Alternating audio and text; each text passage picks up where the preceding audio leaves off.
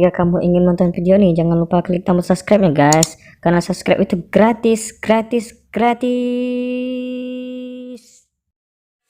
Assalamualaikum warahmatullahi wabarakatuh. Alhamdulillahilladzi an'amana bi ni'matil iman wal islam wa hiya a'zamun ni'am. Asyhadu an la ilaha illallah wa asyhadu anna Muhammadan 'abduhu wa rasuluhu la nabiyya ba'dah. Allahumma shalli wa sallim ala sayyidina Muhammad wa ala alihi wa sahbihi ajma'in. Amma ba'd. Qala Allah ta'ala fi kitabil karim, a'udzu billahi minasy syaithanir rajim. Bismillahirrahmanirrahim. Alladzina yadhkuruna Allah qiyaman wa qu'udan wa 'ala junubihim wa yatafakkaruna fi khalqis samawati wal ard. Rabbana ma khalaqta hadza batila. Subhanaka faqina 'adzaban nar. Shadaqallahul 'azim. Bersyukur kita kepada Allah Subhanahu wa taala atas segala karunia yang diberikannya kepada kita semua, terkhusus nikmat iman dan takwa, kesehatan baik itu jasmani maupun rohani, sehingga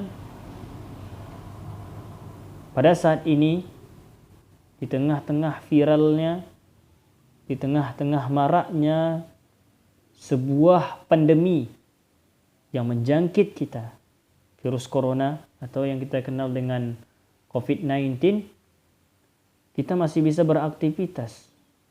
Lihat saudara-saudara kita yang terkena virus ini. Mereka terbujur lemas di rumah sakit. Mereka tidak bisa beribadah. Karena apa? Karena rasa sakit yang ditanggungnya. Sedangkan kita yang diberikan kesehatan oleh Allah Subhanahu wa taala tidak terkena atau terjangkit virus ini, kenapa kita masih bermalas-malasan dalam beribadah kepada Allah Subhanahu wa taala? Inilah yang menjadi renungan kita, wahai para saudara-saudariku. Salawat serta salam senantiasa tetap tercurahkan buat baginda yang mulia Muhammad sallallahu alaihi wasallam.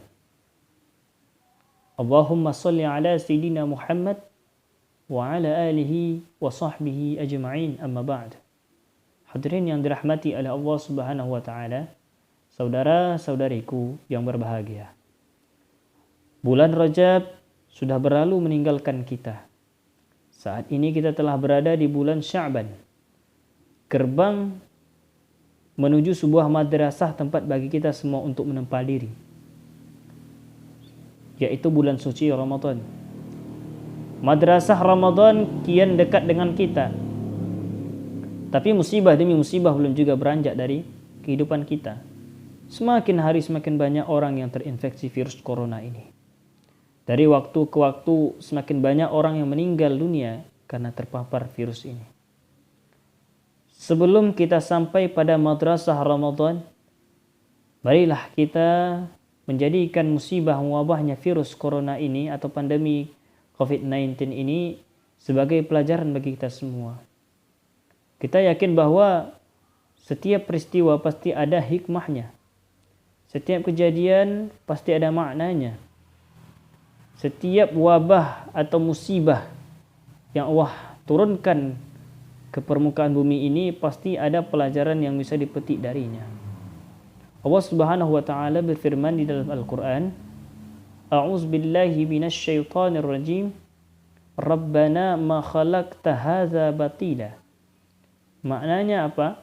Ya Tuhan kami bersaksi bahwa tidaklah Engkau menciptakan semua ini sia-sia, melainkan mempunyai hikmah dan tujuan di balik ciptaan itu semua.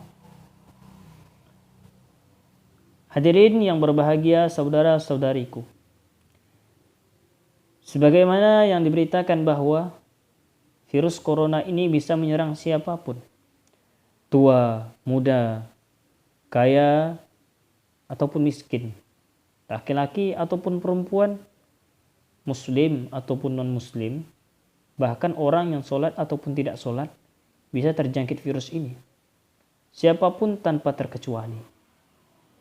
Hal ini mengingatkan kita akan apa yang ditanyakan Zainab binti Jahsy radhiyallahu anha kepada baginda Rasulullah sallallahu alaihi wasallam.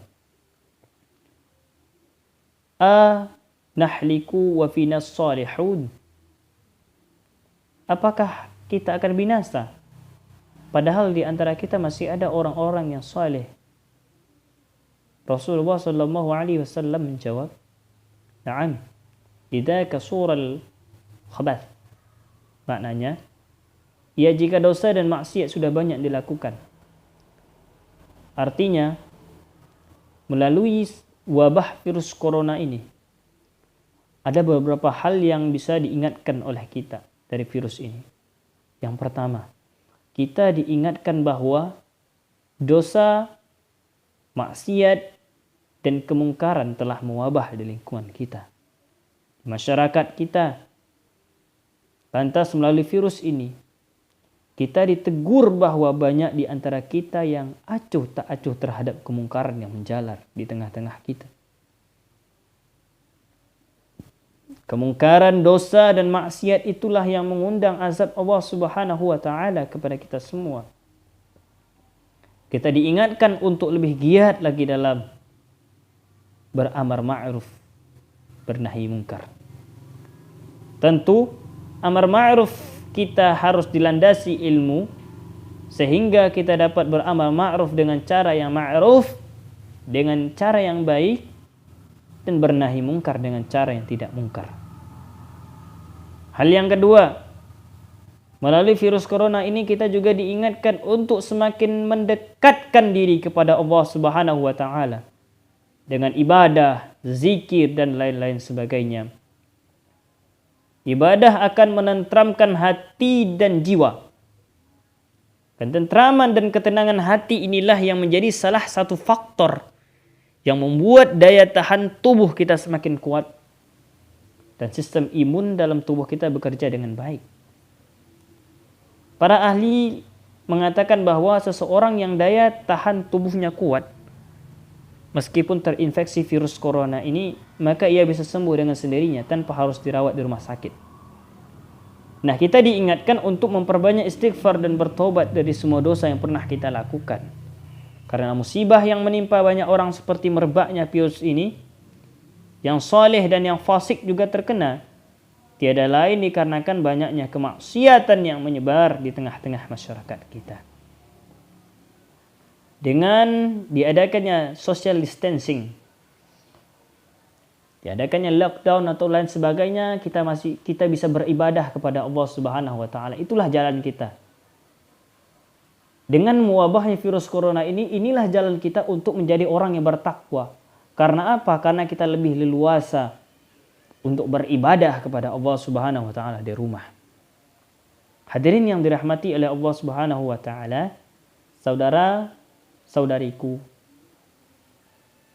Yang ketiga, melalui virus corona ini, kita juga diingatkan bahwa segala sesuatu tidak terlepas dari takdir Allah Subhanahu wa Ta'ala. Virus ini dengan cepat telah menyebar ke lebih dari 198 negara di dunia dan menginfeksi lebih dari 600.000 orang. Angka ini bisa saja terus bertambah dari hari ke hari. Segala ikhtiar sudah dilakukan. Semua usaha telah dikerahkan. Seluruh upaya, baik lahir maupun batin, sudah dikerjakan semaksimal dan seoptimal mungkin. Namun sampai detik ini, tiada siapapun yang dapat menghentikan penyebaran virus corona ini. Hal ini membuktikan bahwa apapun yang diupayakan manusia, jika tidak dikehendaki dan ditakdirkan Allah, pasti tidak akan terjadi.